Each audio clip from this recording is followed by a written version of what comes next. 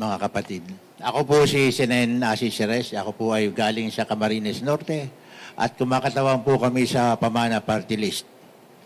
Ako po ay 64 years old. Ako po ay matagal na community development worker mula sa malaking bahagi ng Luzon, Visayas, hanggang Mindanao. Sa loob ng 30 taon, ako po ay pumupunta sa mga kabukiran, sa mga kanayunan, at aking mga nakakausap, ang mga maliit na magsasaka, ang mga maliliit na mangingisda, at ganoon din po ang mga kinatawa ng mga tribo sa iba't ibang bahagi ng ating bansa.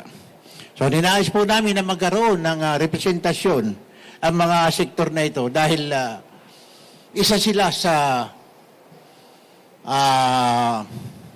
most marginalized sectors dito po sa ating bansa.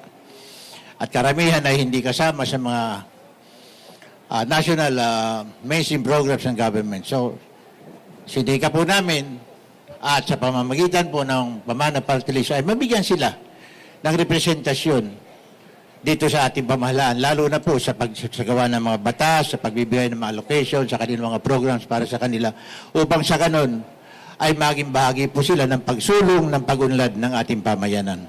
So, yun po ang aming pangunahing agenda dito. And kung papalarin sa kalooban ng ating dakilang may likha na tayo po ay ang Pamana Party List ay maging bahagi na mabibigyan ng mandato para sa darating na halalan, nais po naming isulong ang pagtatayo ng Department of Ethnic and Cultural Minority upang lahat ng mga marginal sectors natin ay magkaroon ng isang representasyon, makasama sila sa mainstream programs and budgeting po ng ating gobyerno.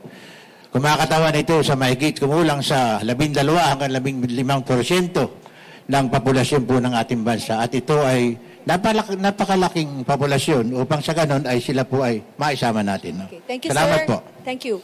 Ngayon naman po yung may tanong sa media, no? Sino po Opo. magtatanong? Meron po ba? Sister? Wala? Sir Senen, paulit lang po yung pangalan po ninyo. Senen Asis Jerez. Asis Opo. Perez, sir. J. J-E-R-E-Z. Okay. Sir, etong pamana, ilang taon na pong nabuo po ito? 2021 po kami. Year 2021 po kaming naorganisa. At sa iba't ibang bahagi po ng ating bansa. Meron po tayong mahigit sa around 130 chapters. Isang punto na lang, sir.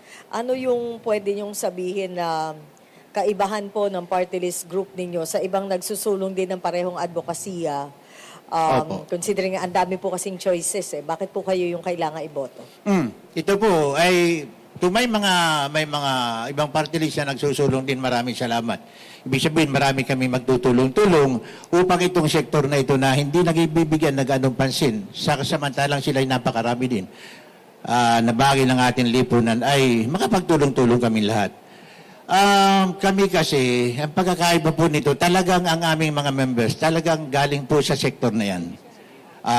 Galing sa mga magsasaka, sa mataas na lupa, mga maliliit na mangingisda sa mga municipal waters natin, at ganoon din naman itong ating mga tribes. Ang ating tribes mula sa Northern Luzon hanggang doon sa Mindanao ay kasi po yan ay napupuntahan ko noon, ako medyo bata pa, at nakita natin yung pangangailangan eh.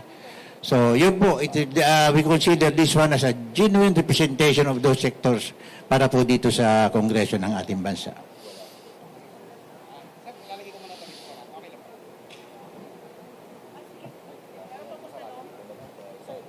Meron pa pong tanong? Wala na po.